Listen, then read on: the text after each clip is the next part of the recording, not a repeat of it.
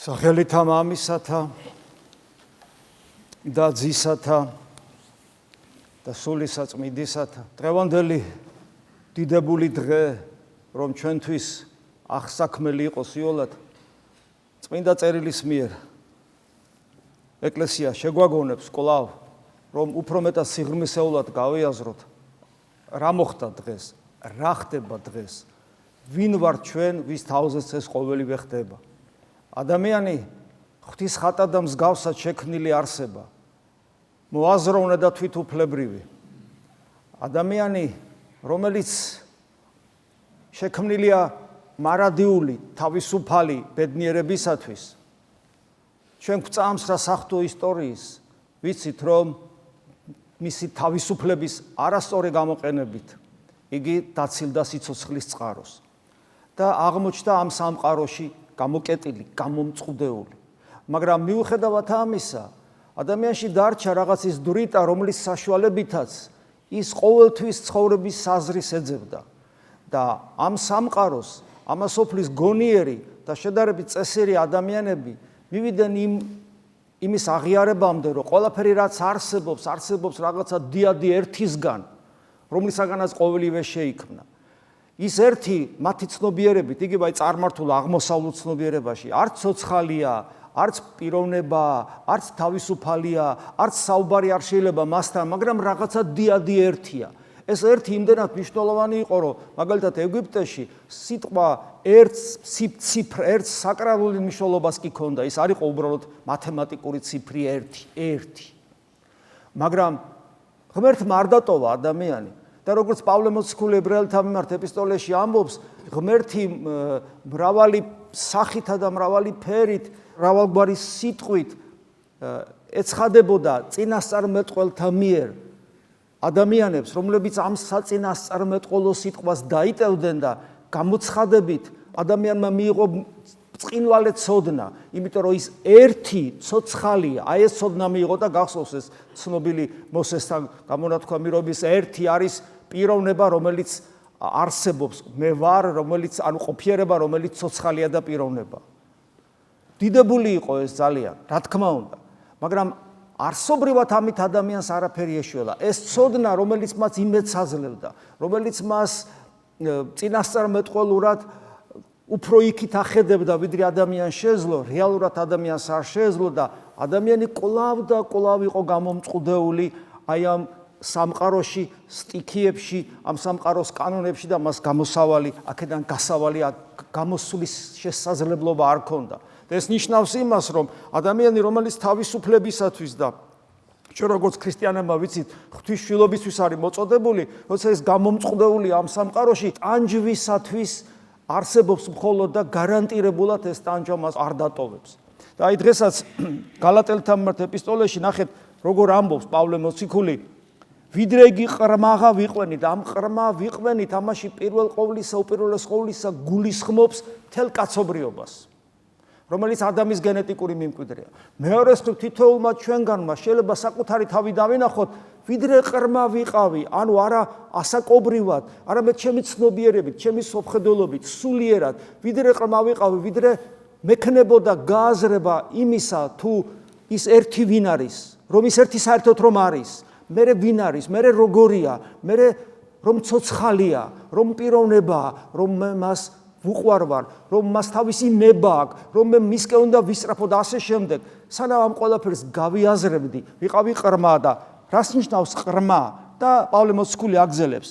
ვიდრე იგი ყრმაღა ვიყვენით, წესთა მათ ქვეშე ამის სოფლისათა ვიყვენით დაკირთებულ, ანუ ამასოფლის წესებში, ანუ კანონებში, რაც წეგან გითხარით, ეს არის მატერიალური სამყარო, ეს არის ბიოლოგიური სამყარო, ეს არის სამგზნობრივი სამყარო, ეს არის დრო და ასე შემდეგ სივრცე, ამაში დაკირთებული, ანუ დეტერმინირებული, რომლიდანაც გასაქანი არ აქვს. ანუ ადამიანი ყრმა, ანუ გონებრივად განუვითარებელი, მოდი ესე ვთქვათ. იმიტომ რომ ადამიანის გონებრივ განვითარებას სასროლი არ აქვს, ის უსასრულოდ შეიძლება განვითარდეს.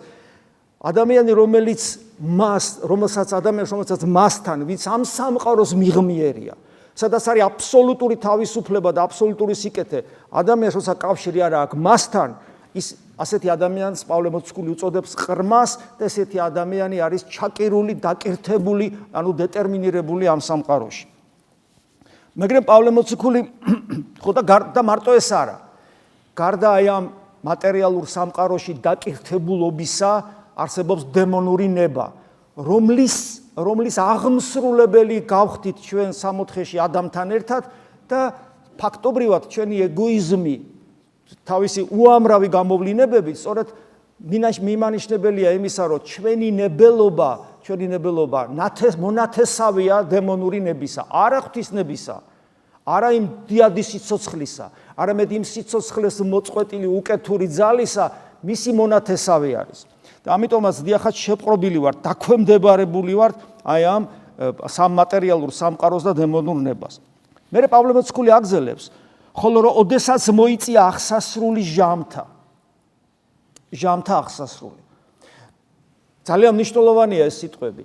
ეს სიტყვები მიგვანიშნებს იმაზე, რომ მატერიალური სამყარო ამგვარი ფორმით თავისი დასასრულისკენ მიდის და როდესაც ღმერთი მოვიდა ადამიანად, დღეს ქრისტეს შობას ვზეიმობთ, სწორედ იქიდან იწყებს პავლე მოციქული ათვლას. 2000 წელი გავიდა მას შემდეგ, მაგრამ ეს 2000 წელი არის ამ სამყაროს ფინალური აკორდი, შეიძლება ასე ითქვას. ეს აკორდი ყველაზე მშვენიერია ამ სამყაროში და ამ ფინალურ აკორდში შესაძლებელია პოვნა იმისა, ვინც სამყაროს შექმნა და შესაძლებელია გადარჩენა არა მარტო იმისა, ვინც ამ პერიოდში ცოცხლობს და იმყოფება, არამედ ვისაც მანამდე უცხოვრია. ესეც ჩვენ მეტაკლებად ღვთისმეტყველებიდან ვიცით, როგორ და რამდენად ახლა ამას არ ჩაუღმავდებით.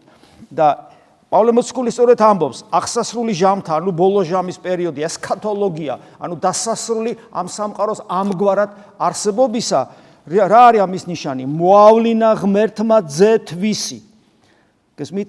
და აი, როდესაც ეს სამყარო სრულდება, სამყაროს ბოლო პერიოდი, როგორც გამამშვენებელი აკორდი, ეს ანუ შვენიერება ერთგვარი და სილამაზე განაპირობა იმან, რომ ღმერთი, რომელიც არის არა უბრალოდ ერთი, არამედ ცოცხალი, სწორედ ღმერთი, რომელიც არის ცოცხალი, და ეს უკვე იცოდა კაცობრიობამ, გამოცხადებით და არა თავისთავად, სწორედ ის ღმერთი მოვიდა უმწვერვალესი გამოცხადებით. არა უბრალო გამოცხადებით, წინასწარმეტყველებს ეუბნებოდა რაღაცას და წინასწარმეტყველის დაცემულ ბუნებაში დეფორმირებული ცოდნა გადადიოდა და სრულყოფილი ცოდნა ღმერთის შესახებ არ ქონდა. ამას მე იოანე მოციქული იტყვის, რომ ღმერთი არავის უნახავს და არავინ არ იცის როგორია, რანაირია, მაგრამ თვითონ რომ მოვიდა ძე ღვთისა, მან გამოთქვა. ანუ უმწვერვალესი გამოცხადება. ანუ ღმერთის ადამიანად მოსვლა, ქრისტეს შობა არის უმწვერვალესი გამოცხადება ღმერთისა.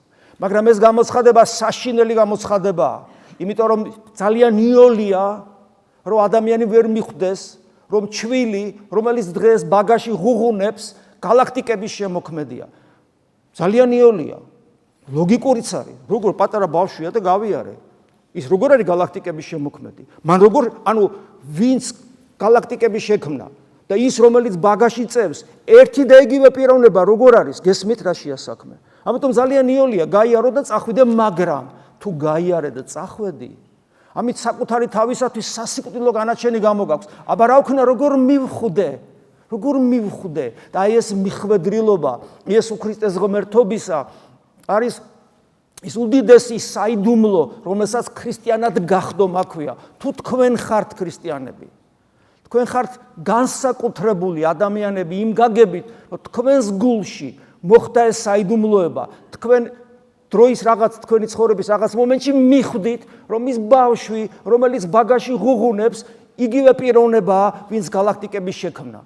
და ეს მიხვედრილობა თქვენი დამსახურება კი არ იყო. ეს იყო ღვთის მამობრივი მოწყალება, რომლის ახსნაც ჩვენ არ შეგვიძლია. რატო მოხდა ეს ჩემში? რატო მოხდა შენში და რატო არ მოხდა იქ ვიღაცაში? გესმით? და ეს ჩვენ ძალიან დიდი მადლიერების საფუძველს გვაძლევს, რომელიც მადლიერებას შეუძლებელია ჩვენში ცეცხლად არ იქცეს, მადლიერების ცეცხლად, რომელიც არ მოგცემს შესაძლებლობას თვალი დახუჭო, თვალი დაუხუჭო ჭეშმარიტებას, რომ იესო ქრისტე არის ღმერთი და იცხოვრო თითქოს ქრისტე ღმერთი არ არის, თითქოს ღმერთი არ მოსულა, თითქოს შენ გულს არ შეხებია. და მე აგზელებს პავლე მოციქული ხას უსვავს, რომ ის ვინც მოავლინა ღმერთმა ძეთვისი, მოავლინა როგორ შობილი დედაკაცისაგან, ქალისაგან შობილი. და ეგ კიდე არაფერი აგზელებს და იქმნა იგი ჟულსა ქვეშე. ამ სამყაროში უამრავი კანონი არსებობს, მატერიალიდან დაწყებული, სოციალური, ბიოლოგიური, რელიგიური და ასე შემდეგ უამრავი კანონი არსებობს, სახელმწიფოებრივი ადამიანის ხვანერად არ არსებობს, ეს არის ადამიანური ცხოვრების წესი, რომ რაღაც კანონებს ემორჩილება და ეს კანონი გავაერთიანოთ ერთ სიტყვაში ჟული და ქრისტე მოვიდა და ამ ჟულს დაემორჩილა. ყველაფერს დაემორჩილა, გესმით, ყველაფერს. ამას თავის მიზეზი აქვს, ეხლა ამას არ უღმავდები. ამიტომ ამბობს, იქმნა იგი ჟულსა ქვეშე და ეს დამორჩილება იყო უმძიმესი ტანჯვის დასაწყისი სამყაროს შემოქმედისათვის. თვითონ განკაცება ადამიანად მოვიდა. იმ წამსვე დევნა დაიწყო მისი. მერე ჩვენ ვიცით ეს დევნა საბოლოოდ როგორ განსრულდა გოლგოთაში, ჯვარცმაში, მაგრამ მერე გრძელდება ჯოჯოხეთში ჩასვლა მისი სულით, ადამიანური სულით, მაგრამ მერე გრძელდება აღდგომა, ამაღლება და ჯერ არ დასრულებულა ყველაფერი, უნდა დაბრუნდეს, დაბრუნება, ეს ყველაფერი უნდა მოხდეს და ეს ყველაფერი უნდა გააკეთოს ღმერთმა, რომელიც ადამიანად მოვიდა. და რატომ აკეთებს ამას ყველაფერს? იმიტომ რომ ჩვენც აი ამ ჟჯულის ქვეშ ვართ, დაკირთებული როგორც თავიდან გითხარით და ის რომ ჩვენ აქედან უნდა გამოგვიხსნა არა უბრალო ბრძანებით, აბა მოდი, წამოდი, იმიტომ რომ ამით ჩვენ არ შევიცვლებოდით, არამედ მოვიდა ჩვენთან. გვეკითხება ჩვენ, გინდა თეოდორე განიკურნო 38 წლის დავრდომლის ეკითხება, 38 წელი წევს და მივიდა და ეკითხება, გინდა განიკურნო. გახსოვთ ეს სახარებისეული სიუჟეტი? რატომ უნდა კითხო 38 წელი რო წევს ადამიანი და თან ისეთ ადგილას წევს, აშკარად რომ განკურნებას ელოდება. შენ რატო ეკითხები? იმიტომ რომ მას უნდა რომ შენ თქვამ რომ მე მინდა ეს. და მოდის ჩემთან და მეუბნება თეოდორე გინდა რომ შენ განიკურნო აი ამ დაკირთებულობისაგან და ამოგიყვანო. გინდა თუ არ გინდა? და თუ მე ვეტყვი მინდა. მექანიკურად კი არ ამოვყავარ. თავის ბუნებას მაზიარებს. თავის თავთან მაერთებს, მაგრამ მე ხო საგანი არა ვარ, არ ცხოველი არა ვარ, მე რომ მასთან შევერთდე, მე მისი გონებით უნდა აღვიჭურვო, მისი თვალებით უნდა დავინახო სამყარო, მე მისნაირი უნდა გავხდე, მე თუ მისნაირი არ გავხდები, ვერ მოხდება ჩემი მასთან შეერთება, ეს საიდუმლოებაც კი ევქარისტიის ზიარებისა მექანიკურ პროცესად გადაიქცევა. გესმით, სად არის ჩემი დიდი პასუხისგებლობა? ის მოვიდა, დიახ, ჩემთვის მოვიდა. მე სიკვდილს დამორჩილებული, ხწნადობას დამორჩილებული, ცოდვას დამორჩილებული ვარ. ყველაფერს ვემორჩილები, იმიტომ აი აქ ვარ, შებოჭილი ვარ და მეუბნება, გინდა თეოდორე რომ წაგიყვანო აქედან და გაგანთავისუფლო, მინდა და მას მიერდგულე და გახდი ჩემნაირი. ამის ძალებს მე შენ მოგცემ. ოღონდ შენ უნდა გინდოდეს ეს იყო ჩემნაირი. გესმით? 7 თავდაბალი აბსოლუტური გულმოწყალე. ჩვენ ვართ ასეთები, ჩვენ არა ვართ ასეთები, მაგრამ ის გონება თუ გინდა, ესეთი უნდა თუ გინდა რომ გამომყვე და წაგიყვანო, ესეთი უნდა გახდე, იმიტომ რომ სხვაგვარად ჩემთან ვერ გაძლებ. და აი ეს ჟულსა ქვეშე მყოფი და სხვათა შორის ისიც ჟულია ამ სამყაროს თავადი რომ სატანა არის, როგორც თავად წმინდა წერილი გვასწავლის, ეგოიზმი, თვითგადარჩენის ინსტინქტი, სხვებზე გადავლა რომ საკუთარს მიაღწიო, ესეც ამ სოფლის კანონია. გესმით, აი აქედანაც უნდა ამოგვიყვანოს. ჩვენ ამაზე უარი უნდა ვთქვათ. ამიტომ არის უარყავ თავითვისი, აღიღე ჯვარითვისი და შემომიდექინ მე. გესმით? ამას ნიშნავს ეს. და აი ჟულსა ქვეშე მყოფი გამოიხსნეს, ანუ ჩვენ აქედან უნდა გამოგვიხსნას მათ შორის ეგოიზმის ჟულისგან და დემონური ნებისგან და განვიკურნოთ. არა ეს პროცესი გამოხსნისა იურიდიული აქტი კი არ არის უბრალოდ, არამედ კურნების პროცესია, ანუ სხვა არსებად უნდა გადავიქცეთ. და მე აგძელებს, რათა შვილება იგი მივიღოთ. ანუ უბრალოდ კი არ უნდა გვეპატიოს, არამედ შვილი უნდა გავხდე, შვილი. და აი აქ არის ამ გამოცხადების, უმწვერვალესი გამოცხადების ერთ-ერთი მნიშვნელოვანი კიდე სიდიადე. ღმერთი არა მარტო ერთია. ღმერთი არა მარტო ცოცხალი და თავისუფალია. ღმერთი არა მარტო ადამიანად მოვიდა, არამედ ღმერთი არის მამა. მე არ ვიცი თანამედროვე ადამიანს რამდენად ესმის ამ სიტყვის მნიშვნელობა. რას დრო გავა მამას ღირებულებითი სიტყვა, ხო სწორია. დედას თავისი ნიუანსები აქვს. არა დედა, არამედ მამა. დედას თავისი ნიუანსობრივი რაღაც შეფერილობა აქვს. მამას თავისი. მამა. რას ნიშნავს მამა? ეს ცალკე თემაა. ამაზე ეხლა არ ვისაუბრებთ, მაგრამ ეს არის ძალიან დიდი სიტყვა. და აი ამ დიდი სიტყვით მოდის და მეუბნება, რომ აი ეს დიდი სიტყვა ეკუთვნის იმ ერთს, რომელმაც სამყარო შექმნა. გესმით? იმ ერთს, ამიტომ ღმერთი უბრალოდ კი არ არის, არამედ ის მამა შენ. აი ეს არის უმწვერვალესი გამოცხადება, ასევე უმწვერვალესი გამოცხადებით მიღებული ცოდნა. გესმით? საიდან სად მივიდა? პითაგორელები ერთი და ამ დროს უცებ ცოცხალიც არის და მამაც არის და თავისი ძე, შენ ძმათ აქცია, რომელიც შენს მაგივრად მოკვდა, რომელმაც თან უნდა წაგიყვანოს, რომ ძემ გითხრას, რომ შენი და ჩემი მამა არის ის, შენი და ჩემი ღმერთი არის ის. გესმით? რა სიდიადეში შევდივართ, გონება მიუწვდომელში. ეს არის ქრისტიანობა. ეს გვწამს ჩვენ, ამას უნდა განვიცხდიდეთ. ამის გამო გული უნდა გქონდეს აჩვილებული, ცრემლად ვიღურებოდეთ, ბადლიერების ცეცხლი გვენთოს გულში და აი ასე ამგვარად განვლიოთ ეს ცხოვრება. გესმით? ასე და ამგვარად. მაშინ იქნება ჩვენი ცხოვრება ფასეული, ღირებული, ნამდვილი. და აი ეს შვილობის სტატუსი, მაგრამ არა მხოლოდ. ანუ უბრალოდ შვილობის სტატუსი კი არ მოგცა. ხო, შვილი ხარ, სტატუსი. ვიშვილე და არა, აი ნახეთ აგძელებს. და რამე თუ ხართ შვილნი. გამოავლინა ღმერთმა სული ძისათვის ისა გულთაშინა ჩვენთა სული წმინდა ღმერთზეა უკვე საუბარი. გამოავლინა სული ძისათვის ისა გულთაშინა ჩვენთა, რომლითაც ვღაღადებთ აბა მამაო, ანუ მამაო. ანუ სტატუსით შვილნი კი არ გაგხვდა, ონტოლოგიური ცვლილება განიცა ადამიანმა და ნამდვილი, ანუ არსობრივი ცვლილება განიცადა ადამიანმა და ნამდვილი შვილი გახდა. ნამდვილი შვილი გახდა, გესმით? ნამდვილი ქრისტეს თანამემკვიდრე გახდა, როგორც პავლე მოციქული სხვაგან იტყვის. ამიერიდან აღარ ახართ მონა და აქ უკვე შემოაქეს თავისუფლების ცნება. აი რის მერე იწყება ადამიანის თავისუფლება? თავისუფლება ეგოიზმისგან, ინდივიდუალიზმისგან, პატივმოყვარეობისგან, სიამაყისგან, ხორციელი მიდრეკილებისგან, პირუტყვობისგან, დემონურობისგან, სიკვდილისაგან.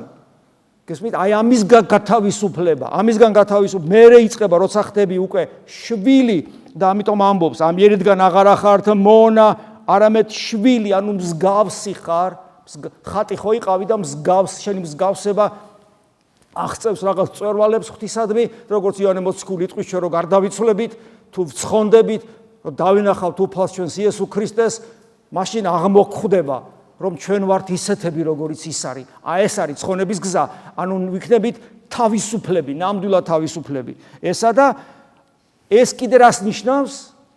ხოლო უკვე თუ შვილი, თუ ნამდვილი შვილი ხარ, უკვე არსობრივად სახეცრული ქმნილება და ნამდვილი შვილი გახდი, მაშინ ხდები მკვიდრიცა ღვთისა ქრისტეს მიერ, თანამემკვიდრე, თანაძალაუფლების მქონე. გესმით?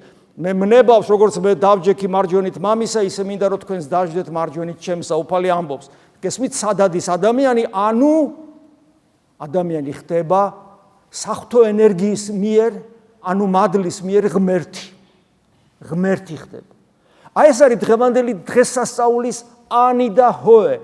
დღეს იმიტომ დაიბადა ბაგაში ჩვილი, რომელიც ძნელი შესამჩნევია, რომ მე და შენ ღმერთები გავხდეთ, მე და შენ ღვთისშვილები გავხდეთ და იმ სიხარულსა და იმ ბედნიერებაში შევიდეთ აქვე და მე გავაგზავნოთ მარადისობაში, რომელიც არც თვალს უხილავს, არც ყურსმენია, არც გულს შეხებია, მაგრამ ჩვენთვის გამზადებულია ჩვენი მოსიყვარულე ზეციური მამის მიერ. ქრისტეშობას გილოცავთ. ამინ. მადლი უფლისა ჩვენისა იესო ქრისტესი და სიყვარული ღვთისა და მამისა და ზიარება სული საწმინდისა იყოს თქვენ ყოველთა თანა. ამინ.